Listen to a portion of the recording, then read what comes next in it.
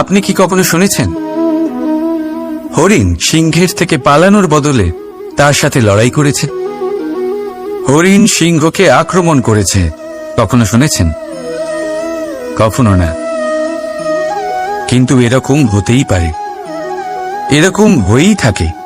আর এটা তখনই হয় যখন হরিণের শাবক বিপদে পড়ে। যখন তার সিংহের কবলে পড়ার ভয় থাকে, তখন হরিণীও এসে সিংহের সাথে লড়াই করতে থাকে। কারণ সে একজন মা, আর মা তার সন্তানের জন্য সবকিছু করতে পারে। এ হলো মায়ের স্নেহ, যেটা যত নরম হতে পারে ঠিক ততটাই কঠোরও হতে পারে। আর তার সন্তানের মঙ্গলের জন্য সে ক্রোধের সমস্ত সীমা পার করে তার সন্তানকে রক্ষা করেই ছাড়বে। আর সেই জন্যই তো মাকে সন্তানের জীবনে সবথেকে বড় ঢাল বলা হয়। এই মাকে আমার শত কোটি প্রণাম। রাধা রাধা। সমুদ্র মন্থন, আমরা সবাই জানি এ কিভাবে হয়েছিল। এই মন্থন থেকে কি কি পাওয়া গেছিল? অসংখ্য রত্ন পাওয়া গেছিল, বিষ পাওয়া গেছিল, অমৃত পাওয়া গেছিল। ঠিক সেইভাবেই আমাদের ভেতরেও একটা বিশাল সমুদ্র রয়েছে, যাকে আমরা নাম দিয়েছি মন। যদি এই মনের মন্থন করা হয়, তাহলে এই মন থেকে বিষও বেরোতে পারে, আর অমৃতও বেরোতে পারে। তাই মনে রাখবেন, আপনার যে জিহ্বা রয়েছে তা বিষও নির্গত করতে পারে, আবার অমৃত। খারাপ কিছুও করতে পারে, যদিও আপনার মনস্কামনা খারাপ নাও হয়। তাই সবসময় যখন আপনার মুখ থেকে শব্দ উচ্চারণ করবেন, এই মনের মন্থন করে তা করুন। আর আমার সাথে ভালোবেসে বলুন, রাধা রাধা। মানুষের কত রকম অনুভূতি হয়, কিন্তু সে সেটাই করে যেটা সে আজ অবধি করে এসেছে। আর এটাই তার সব থেকে বড় ভুল। আপনাকে যদি উদাহরণ দিই, তাহলে একটা গোয়ালা যে ছোটবেলা থেকে একটাই কাজ করেছে, গরুকে চড়িয়েছে, দুধ বের করেছে, সে সারা জীবন সেটাই পাবে, শুধু দুধ। কিন্তু ভেবে দেখুন, যখন এই দুধ কোনো ময়রার কাছে যায়, তখন সে সেটা দিয়ে মালপোয়া বানায়, মাখন বানায়, বিভিন্ন রকমের সুস্বাদু মিষ্টি বানায়, ঘি বানায়। সে বড় কিছু করে, তার বদলে সে বড় কিছু পায়। তাই মনে রাখবেন, যদি আপনি সেটা করেন যেটা আপনি সব সময় করে এসেছেন, তাহলে আপনি সেটাই পাবেন যা আপনি আজ পর্যন্ত পেয়ে এসেছেন। নতুন কিছু করার চেষ্টা করুন, আলাদা কিছু করার চেষ্টা করুন, নিজেকে বদলানোর চেষ্টা করুন, নিজেকে প্রস্তুত করুন, নতুন কিছু করুন। তাই মনে রাখবেন, যদি আপনি এমন কিছু করেন যা এর আগে কেউ কখনো করেনি, তাহলে আপনি এমন কিছু পাবেন যা এর আগে কেউ কখনো পায়নি। তাই নতুন উপায়, নতুন চেষ্টার দ্বারা নতুন কর্মের পালন করুন। নতুন চিন্তা নিজের ভেতরে জাগ্রত করুন, কারণ এই চিন্তাই সত্য হয়ে আপনার জীবনে আসবে। রাধা রাধা। ভগবান প্রত্যেক কঠিন পরিস্থিতিতে এই নামই আছে যা আমাদের উপায় দিয়ে থাকে। ব্যক্তি যান, ভগবানের পুজো করেন, আরাধনা করেন, ব্রত পালন করেন, মন্দিরে যান, পুজো পাঠ করেন, ভগবানকে জাগিয়ে তোলেন। আর তারপর শুরু হয় সমস্ত প্রশ্ন। হে ভগবান, আমার সাথে এরকম কেন হচ্ছে? কেন আমারই জীবনে এত দুঃখ আছে? আমি কিভাবে এর সম্মুখীন হব? আমাকে কেন এত কষ্ট ভোগ করতে হচ্ছে? হে ভগবান, আমি কি করব? আমাকে সাহায্য করুন, কোনো রাস্তা দেখান।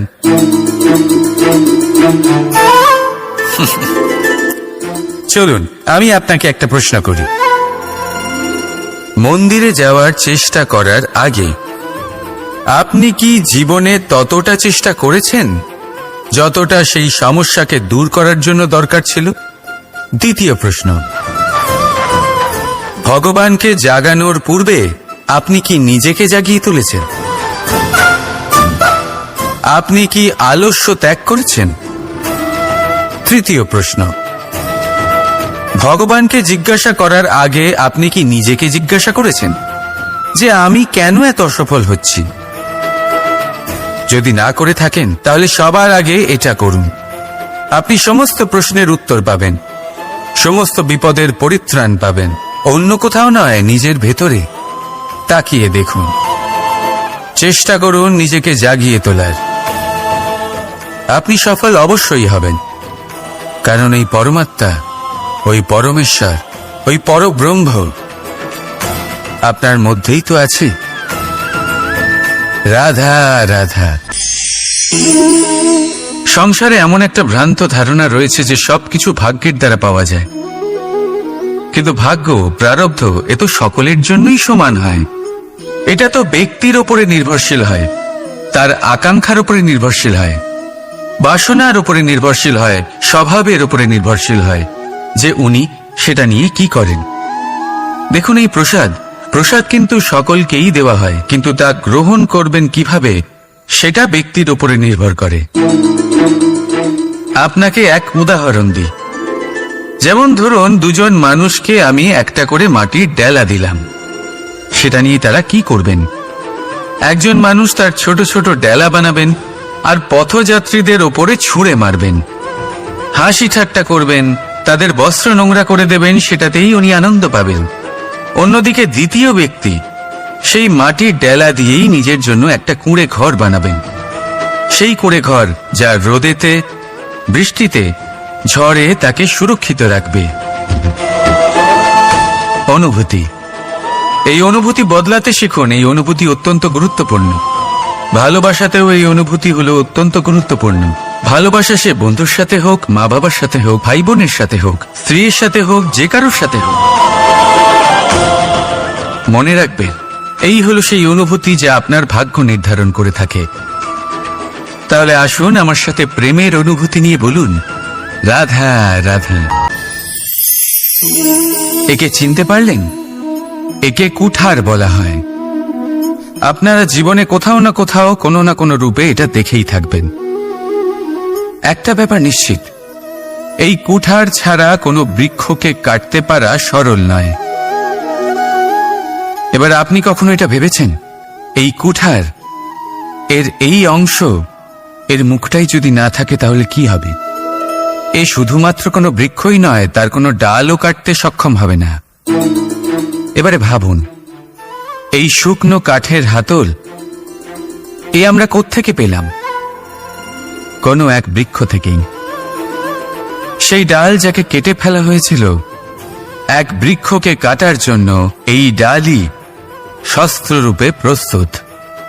আমাদের জীবনে আমাদের প্রিয়জন, আমাদের আপনজন যখন সময় কখনো কখনো তাদের সঙ্গ না দেয়, যদি তারা দৈন্য দশায় থাকেন, তাহলে তাদের সঙ্গ কখনো ছাড়বেন না। ওনাদের প্রয়োজন শুধুমাত্র মনোবল। তা তাদের দিন। তাদের সাহায্য করা আপনার কর্তব্য। হয়তো তাদের সাথে থেকে আপনার কোনো লাভ হবে না, কিন্তু তাদের দূরে থাকাতে আপনার ক্ষতি অবশ্যই হতে পারে। সর্বদা সাহায্য করুন। সঠিক সময় আসলে তা আপনার সহায়ক অবশ্যই হবে। রাধা রাধা। আমাদের মধ্যে বেশিরভাগ মানুষেরই এই অভিযোগ থাকে যে মানুষ তখনই আমাদের স্মরণ করেন যখন সেই সময় আসে যখন আমাদেরকে প্রয়োজন হয়, যখন কোনো কাজ থাকে। যখনই এই সময় পেরিয়ে যায়, তাদের কার্যসিদ্ধি হয়ে যায়, তারা আমাদের থেকে দূরে চলে যান, ভুলে যান আমাদের। এবার এই বিষয়ে ভেবে খারাপ অবশ্যই লাগে। এই পরিস্থিতিকেই অন্য এক দৃষ্টিভঙ্গি দিয়ে দেখার চেষ্টা করুন। মনে রাখবেন, মানুষ প্রদীপের সন্ধান তখনই করেন যখন তার জীবনে অন্ধকার থাকে। আপনি প্রসন্ন হয়ে উঠুন, কারণ আপনার কাছে সেই সুযোগ আছে যে কারোর জীবনে প্রকাশের কিরণ আনতে পারছেন, কাউকে সঠিক পথ দেখাতে পারছেন, কারোর সহযোগিতা করতে পারছেন, এই পুণ্য অর্জন করতে পারছেন। কারোর থেকে কোনো আশা রাখার দরকার নেই। যার আপনাকে যতটা প্রয়োজন তাকে ততটাই সাহায্য করুন, ততটাই সবাইকে প্রেম বিতরণ করুন। আর এই প্রেমের ভাব নিয়েই আমার সাথে বলুন, রাধা রাধা।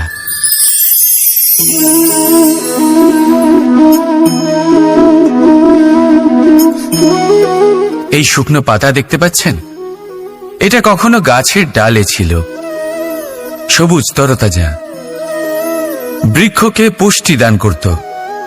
কিন্তু যেই এটা শুকিয়ে গেল, যেই ও পুষ্টি সরবরাহ করা বন্ধ করে দিল, ওকে ফেলে দেওয়া হলো। এবার আপনি বলবেন, এটাই তো হলো সত্যি, এটাই তো হলো সংসারের তিক্ত সত্যি।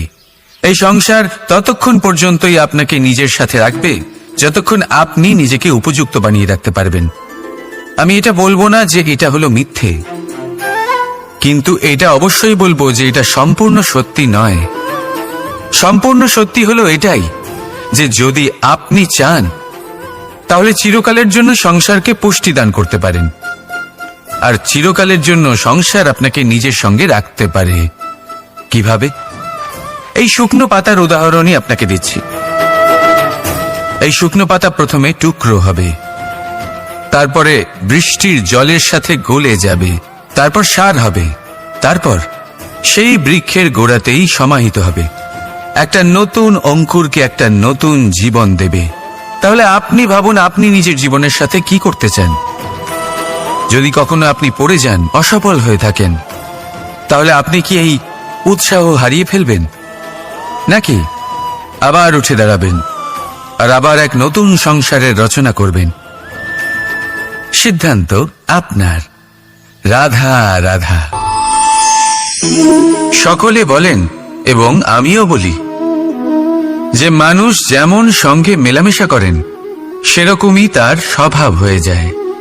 এ হলো সত্য, কিন্তু এটা হলো অর্ধ সত্য। হ্যাঁ, বৃষ্টির ফোঁটা যখন সাপের মুখে যায় তখন তা বিষে পরিণত হয়, তাই যখন ঝিনুকের মধ্যে যায় তখন তা মুক্ততে পরিণত হয়। কিন্তু কোনো ব্যক্তির স্বভাব এ হলো অত্যন্ত গুরুত্বপূর্ণ।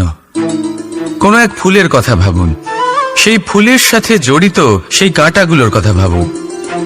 সহস্র বছর ধরে সেই কাঁটা ফুলের সাথেই লেগে রয়েছে, কিন্তু আজও সেই বিধেই যায়, সেই যন্ত্রণাই দেয়, সুবাস ছড়ায় না। কেন? কারণ বিধে যাওয়া কাঁটার স্বভাব হয়। এটা বোঝেনি। সর্বপ্রথম নিজের মনের ভাবকে বদলাতে শিখুন, তারপরই আপনার সঙ্গের প্রভাব পাল্টাতে পারে। আর যদি আপনি এরকম করেন তাহলে আপনার জগৎ প্রশান্তিতে ভরে যাবে। তাহলে আসুন আমার সাথে ভালোবেসে বলুন, রাধা রাধা। প্রতিজ্ঞা ছোট একটা শব্দ, কিন্তু এর মধ্যে শক্তি অনেক থাকে। যে ব্যক্তি প্রতিজ্ঞা পালন করেন তাতে অটল থাকেন, সংসার তাকে সম্মান করে। আর যে ব্যক্তি এটা করতে পারেন না তিনি বদনামের ভাগীদার হয়ে যান। এবার এটা আমরা সবাই জানি, কিন্তু দেখুন, এই প্রতিজ্ঞার পালন কি যে কোনো পরিস্থিতিতে, সেই যাই হোক না কেন, করা উচিত? অর্থাৎ সংসার এদিক থেকে ওদিক হয়ে যাক, কিন্তু আমি আমার প্রতিজ্ঞায় অটল থাকব, এটা কি উচিত? এবার এটা আমরা বুঝবো একটা উদাহরণের দ্বারা। ধরুন আপনি আজ একটা প্রতিজ্ঞা নিলেন, বনের একটা সিংহকে আপনি রক্ষা করবেন। এ তো খুব ভালো কথা যে আপনি কারোর প্রাণ রক্ষা করবেন। আপনি শিকারীর হাত থেকে ওকে রক্ষা করবেন, ওকে বিপদের হাত থেকে রক্ষা করবেন। এতে প্রকৃতির ভারসাম্য বজায় থাকবে। কিন্তু যদি এই সিংহ নির্দোষদের ওপর আক্রমণ করে, তখনও কি এর প্রাণ রক্ষা করা উচিত হবে? তখনও কি নিজের প্রতিজ্ঞায় অটল থাকা উচিত হবে? না, কারণ তখন এটা পাপে পরিণত হবে।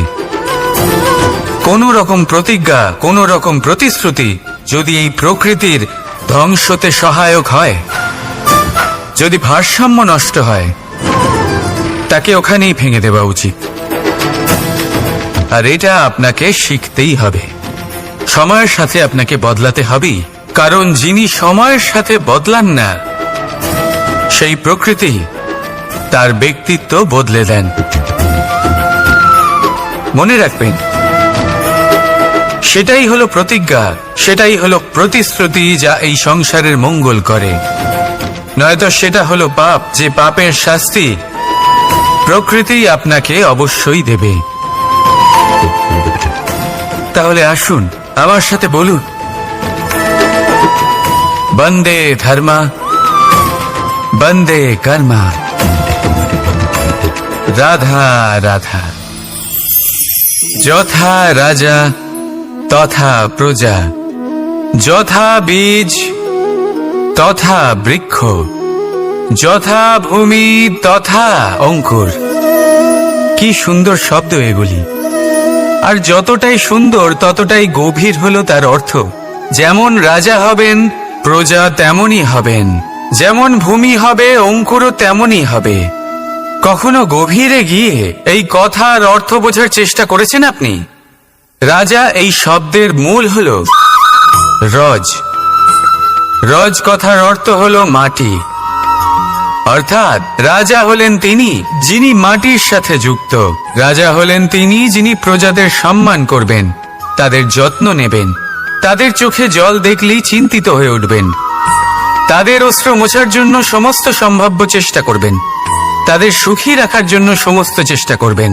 রাজা এরকম হয়। এবার এই সমস্ত গুণ যদি একজন রাজার মধ্যে না থাকে, তাহলে প্রজার মধ্যে অসন্তোষ দেখা যায়, আর এই অসন্তোষ বিদ্রোহের রূপ নেয়, আর এই বিদ্রোহ যে কোনো রূপেই হলো বিনাশকারী। তাহলে রাজার উচিত প্রজাদের রক্ষা করা, এবং প্রজাদেরও উচিত রাজার প্রতি বিশ্বাস রাখা, তার অনুকরণ করা।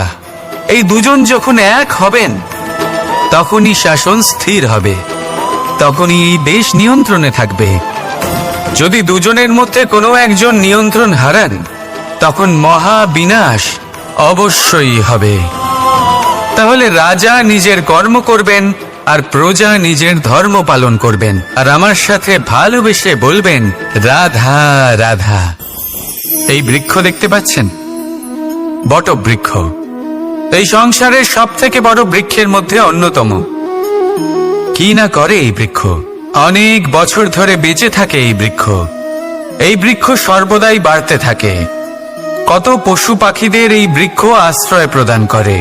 পথ চলতি পথচারীদের এই বৃক্ষ ছায়া প্রদান করে, আশ্রয় প্রদান করে, বিশ্রাম করার জায়গা দেয়, শীতল ছায়া দেয়। বটবৃক্ষ সংসারের সব থেকে বড় বৃক্ষদের মধ্যে একটা বৃক্ষ। এই বৃক্ষের বীজ সর্ষে দানার থেকেও ছোট হয়, কিন্তু তা মাটির মধ্যে সমাহিত হয়ে যায়, নিজের খোলসকে ভেঙে প্রথমবার অঙ্কুরিত হয়, আর তারপরে আস্তে আস্তে আস্তে একটা ছোট্ট বীজ একটা বিশাল বটবৃক্ষে পরিণত হয়। জীবনে যদি সাফল্য পেতে চান, তাহলে এইভাবেই এগোতে হবে। ছোট ছোট পদক্ষেপের দ্বারা এই পথ চলা শুরু করতে হবে। সেই জন্য ছোট কাজ করতে কখনো সংকোচ করবেন না, ছোট কাজ করতে কখনো লজ্জা পাবেন না। যদি এই ছোট ছোট কাজ পূর্ণ নিষ্ঠা দিয়ে, পূর্ণ মনোযোগ দিয়ে, সততার সাথে করতে পারেন, তাহলে এই ছোট কাজের আকার বাড়তে থাকবে। তাই কাজগুলিকে কাজের মতোই দেখতে শুরু করুন। ছোট কাজ বা বড় কাজ এরকম ভাববেন না। তাহলে কর্ম করতে থাকুন। জীবনে আপনার অস্তিত্ব বটবৃক্ষের থেকেও বড় করে তুলুন। তাহলে আসুন আর আমার সাথে ভালোবেসে বলুন রাধা রাধা।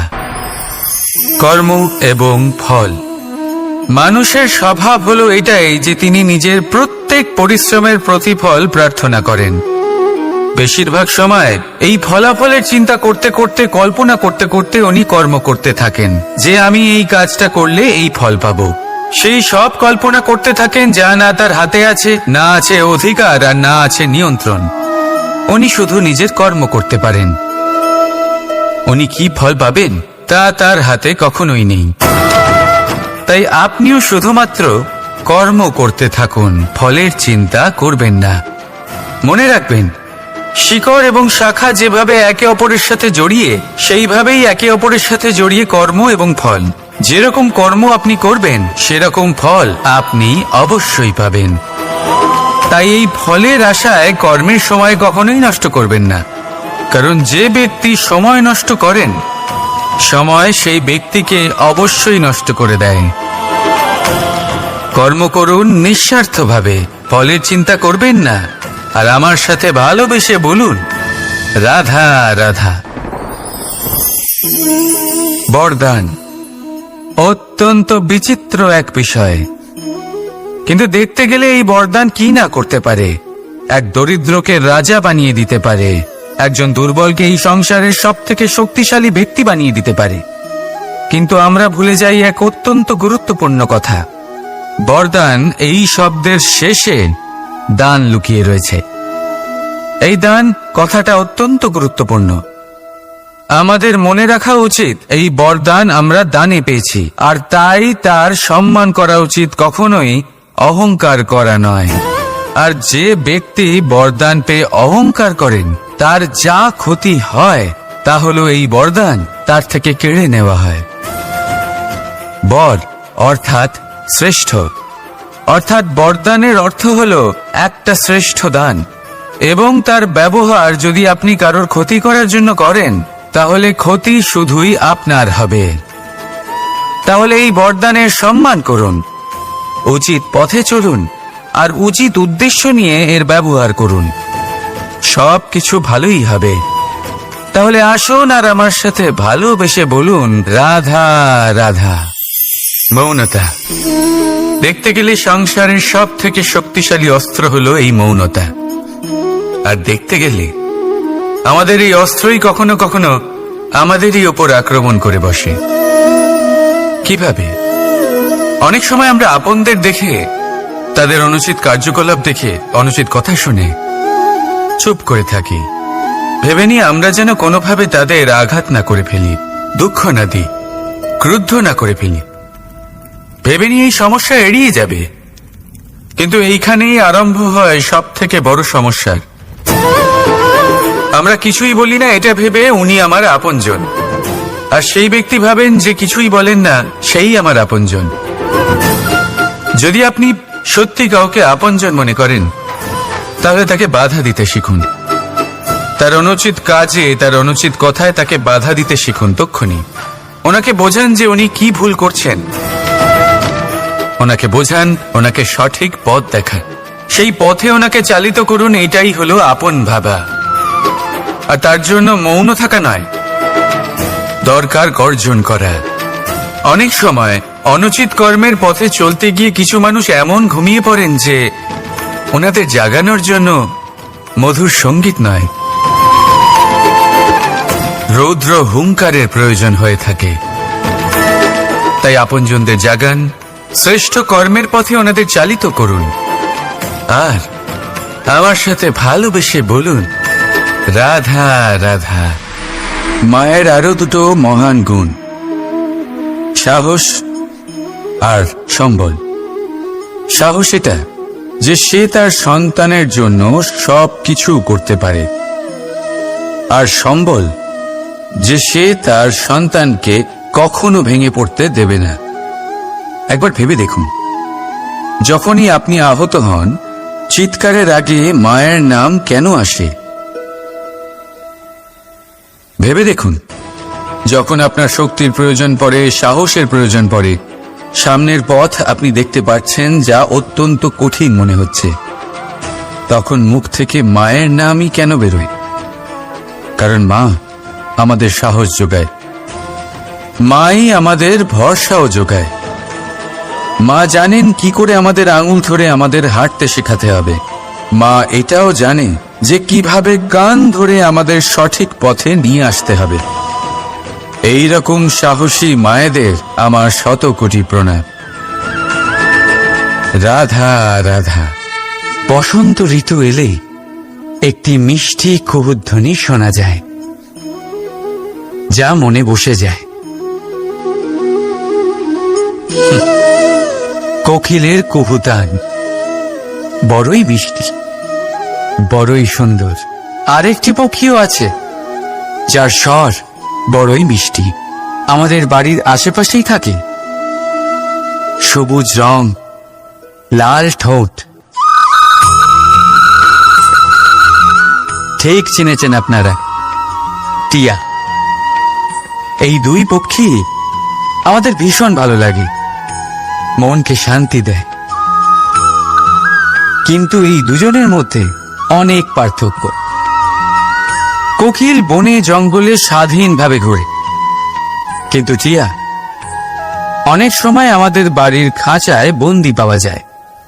কেন হয় এরকম কখনো ভেবেছেন? কারণ কোকিল নিজের ভাষা বলে, আর টিয়া বলে অন্যের শেখানো বুলি। যারা নিজের ভাবনায় দৃঢ় থাকেন, নিজের আত্মার কথা শোনেন, সেটাই করেন আর সেটাই বলেন, তারা এই সংসারে স্বাধীন থাকেন।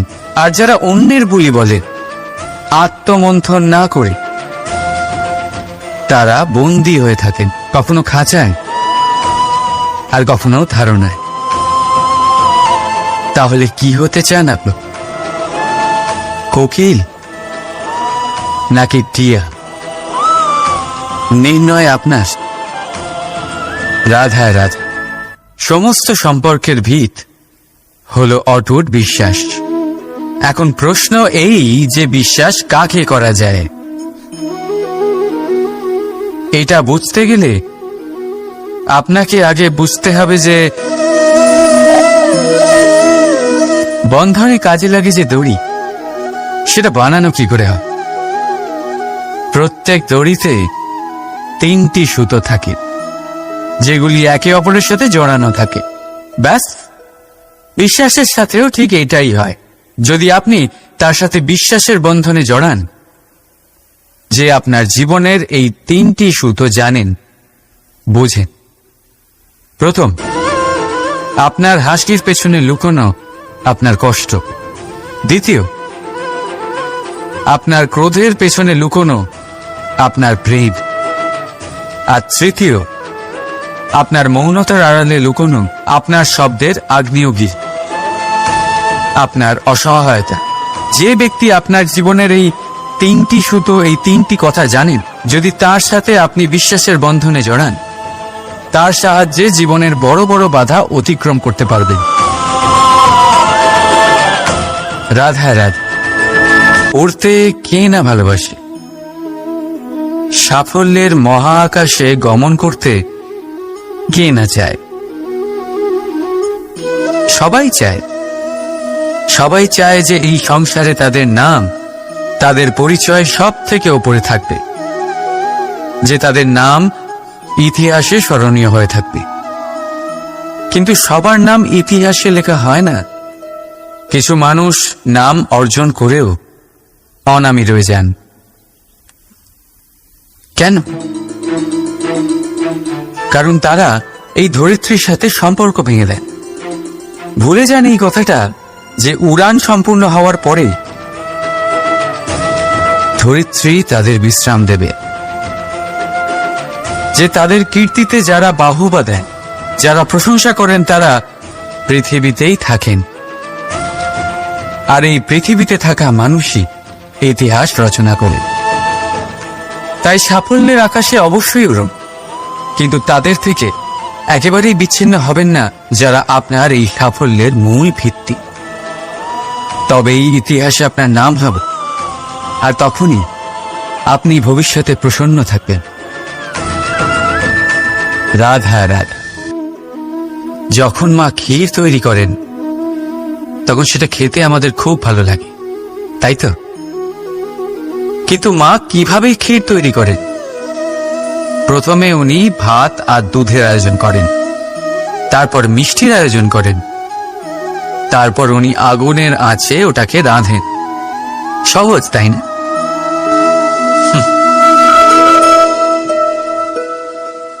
অতটাও সহজ নয়। এই জীবনে আনন্দের ক্ষীর আস্বাদন করার এটাই উপায়, কিন্তু এতে সময় অনেকটাই লাগে।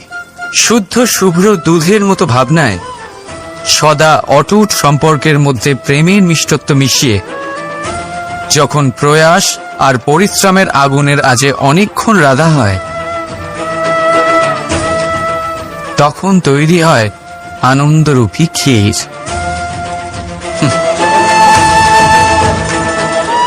তাই মনে রাখবে, ভাবনার বিশুদ্ধতা, প্রেমের মিষ্টত্ব আর আত্মার প্রয়াস, এই 3টি মেশালে তবেই জীবনে আনন্দ লাভ করবেন। রাধা রাধা। ভগবান প্রত্যেক কঠিন পরিস্থিতিতে এই নামই আছে যা আমাদের উপায় দিয়ে থাকে। ব্যক্তি যান, ভগবানের পুজো করেন, আরাধনা করেন, ব্রত পালন করেন, মন্দিরে যান, পুজো পাঠ করেন, ভগবানকে জাগিয়ে তোলেন।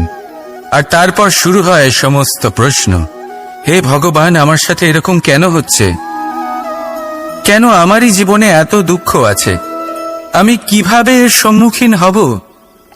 আমাকে কেন এত কষ্ট ভোগ করতে হচ্ছে? হে ভগবান, আমি কি করব? আমাকে সাহায্য করুন, কোনো রাস্তা দেখান।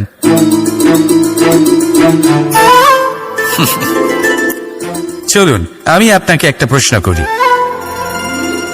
মন্দিরে যাওয়ার চেষ্টা করার আগে আপনি কি জীবনে ততটা চেষ্টা করেছেন যতটা সেই সমস্যাকে দূর করার জন্য দরকার ছিল? দ্বিতীয় প্রশ্ন, ভগবানকে জাগানোর পূর্বে আপনি কি নিজেকে জাগিয়ে তুলেছেন? আপনি কি আলস্য ত্যাগ করেছেন?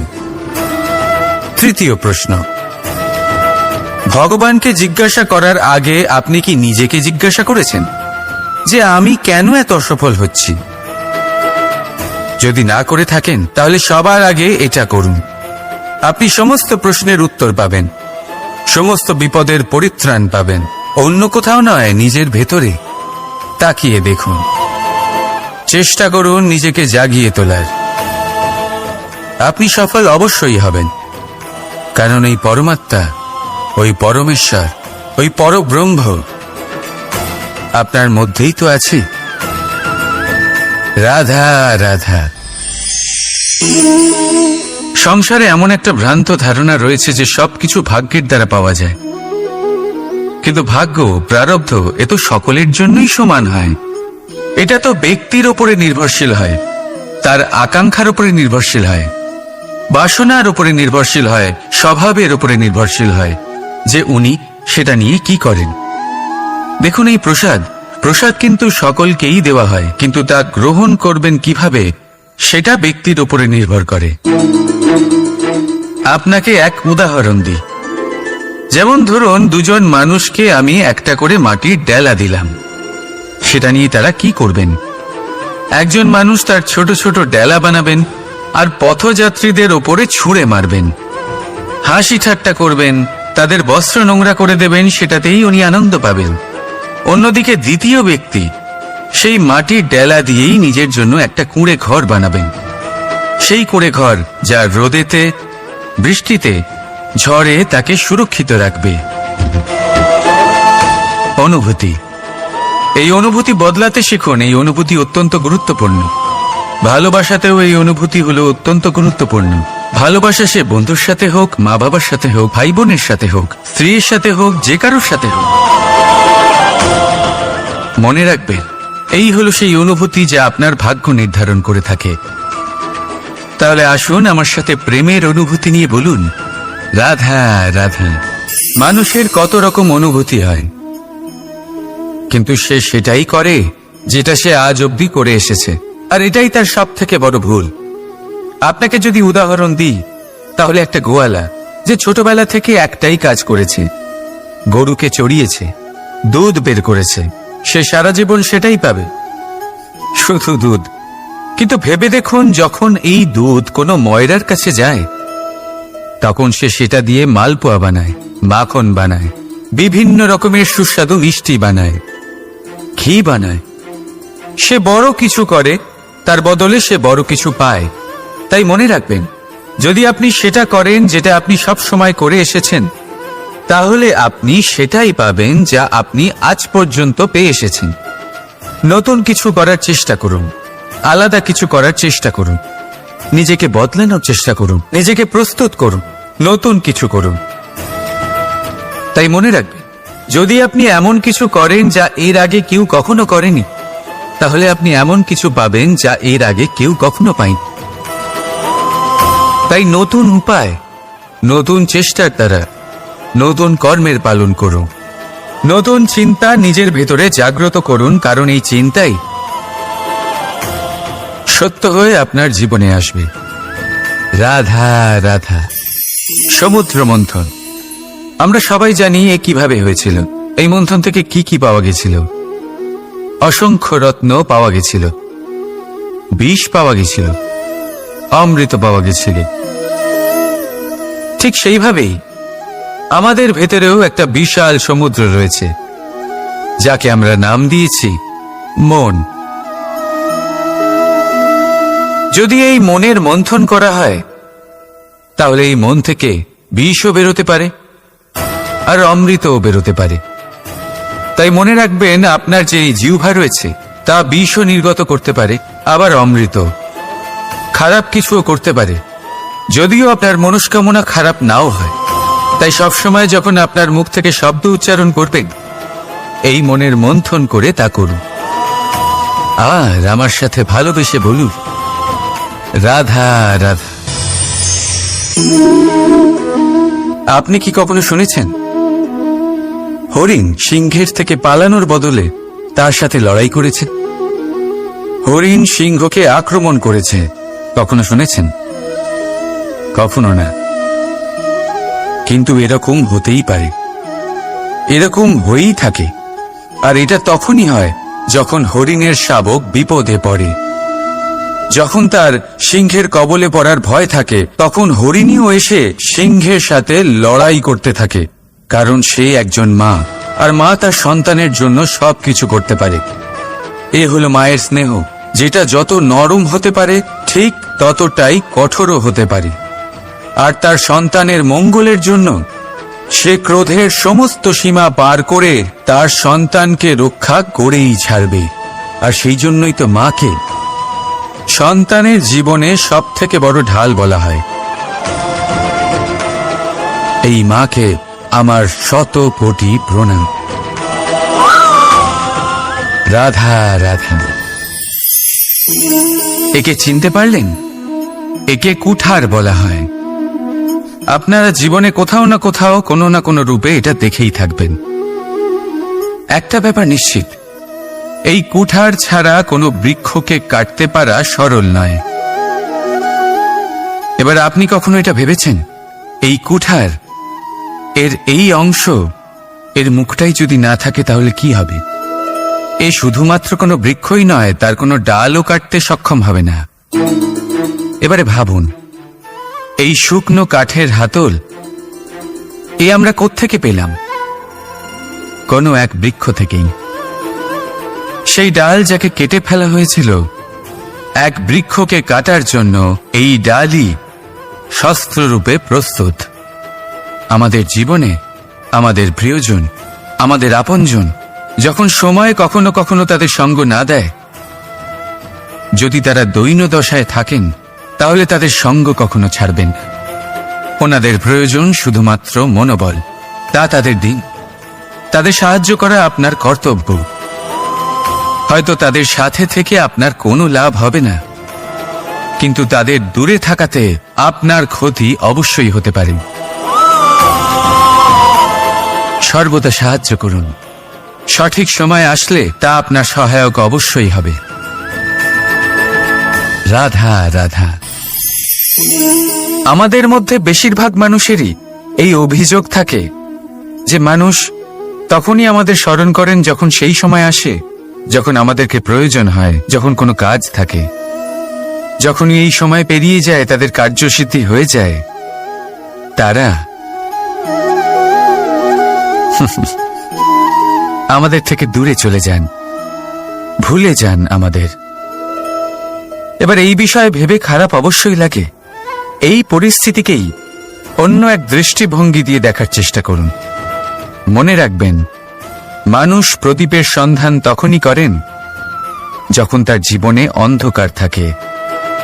আপনি প্রসন্ন হয়ে উঠুন, কারণ আপনার কাছে সেই সুযোগ আছে যে কারোর জীবনে প্রকাশের কিরণ আনতে পারছেন, কাউকে সঠিক পথ দেখাতে পারছেন, কারোর সহযোগিতা করতে পারছেন, এই পুণ্য অর্জন করতে পারছেন।